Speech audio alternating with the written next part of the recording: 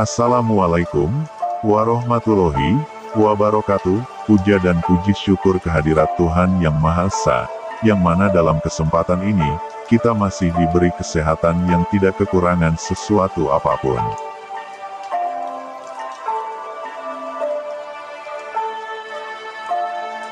Akhlak yang mulia adalah perilaku yang bersumber dari kekuatan pancaran cahaya, hatinya yang bersih dan sehat.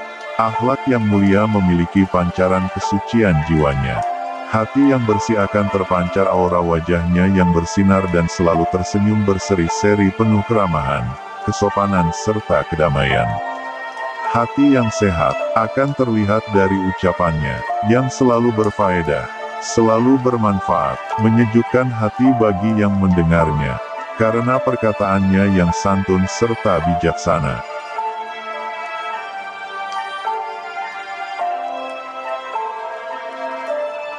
Kami akan memberikan sedikit opini tentang Nusantara menjadi mercusuar dunia. Kejayaan Nusantara. 1. Kami termasuk orang yang sangat yakin bahwa kelak Nusantara jadi pusat dunia, karena ini berdasarkan pesan dari para kegaiban. 2. Siklus perputaran kehidupan. Zaman dulu Nusantara termasuk memiliki peradaban yang sangat maju dan besar yang disembunyikan atau dihancurkan, namun kini mulai ditemukan kembali sisa peradaban Majapahit. Ini salah satu bukti akan bangkitnya jati diri bangsa. Serat Jayabaya banyak kebenaran atau bukti dalam serat atau sabda yang tertulis dalam kitab ini. Dalam bait terakhir tertulis akan muncul sosok Satria Piningit dan Ratu Adil yang akan merubah semuanya. Satrio Piningit adalah sosok pendobrak yang akan membersihkan kekotoran, pengkhianat, dan tidak akan ada yang bisa menghalangi. Siapa yang mencoba melawan akan sirna mati. Ini tertulis di serat Iyafabava.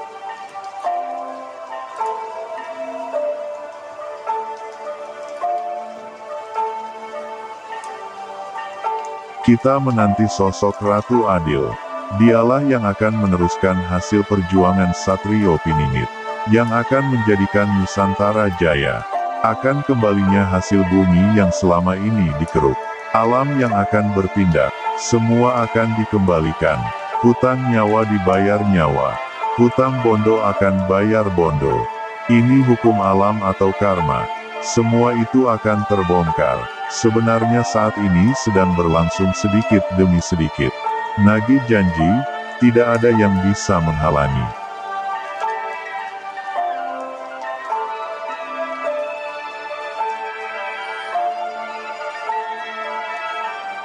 Ini hukum alam. Siapapun yang mencoba untuk menghalangi atau ingin merusak Nusantara, maka ia akan dihancurkan secara halus oleh alam. Saat ini masih tahap goro-goro pembersihan, menyeleksi alam, cakra penggilingan. Para leluhur Nusantara kita turun gunung, memiliki misi untuk mengembalikan itu semua. Mengembalikan jati diri bangsa, mengembalikan yang selama ini diambil. Pesan dari leluhur, hati-hati lan waspodo, eling nang gustimu, eling nang leluhurmu, saiki lagi zaman goro-goro.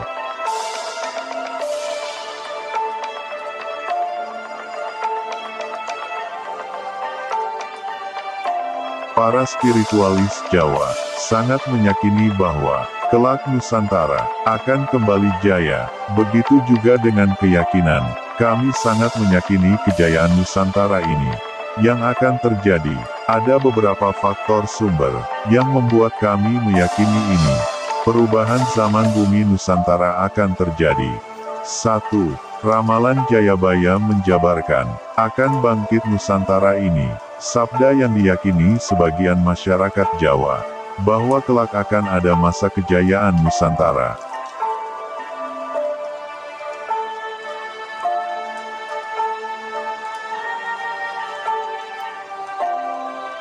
2. Turunnya para leluhur-leluhur Nusantara, untuk mengambil alih, atau membenahi tatanan kehidupan di Nusantara, yang disebut sebagai nagih janji.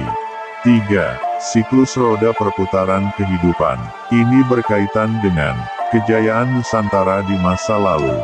sebuah siklus perputaran yang bersifat alam atau perubahan. 4.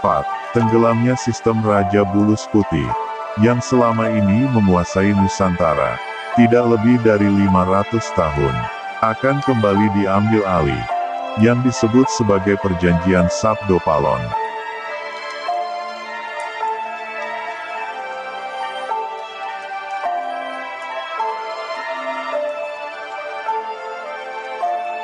Lima, akan kembalinya ajaran spiritual murni, ajaran kesadaran diri. Akan bangkitnya kecerdasan spiritual, yang disebut sebagai Ksatria Nusantara. 6. Perubahan jagat anyar, berhubungan dengan zaman Kali Yuga, yaitu zaman kegelapan, yang berakhir, diganti dengan zaman kesadaran cahaya, yang disebut sebagai sebuah perubahan zaman. 7. Munculnya jiwa-jiwa kesatria Nusantara. Bangkitnya para jiwa terpilih ksatria, untuk memperjuangkan mengembalikan jati diri Nusantara. Namun masa transisi perubahan ini, akan terjadi benturan energi hitam putih.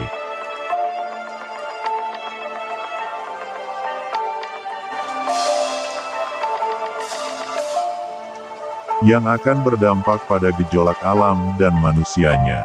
Ini bisa dikatakan zaman Goro-Goro, yaitu fase seleksi alam, peleburan cakra pengilingan. Menyeleksi mana yang tersisihkan, dan mana yang bertahan. Goro-Goro ibaratnya puncak pergantian. Ini sifatnya alami, kehendak garis Tuhan. Fase perubahan dari zaman kegelapan menuju zaman cahaya. Mungkin saat ini banyak yang bertanya, bagaimana bisa Nusantara menjadi mercusuar dunia? Ekonomi saat ini sedang susah, keadilan tidak seimbang. Terima kasih.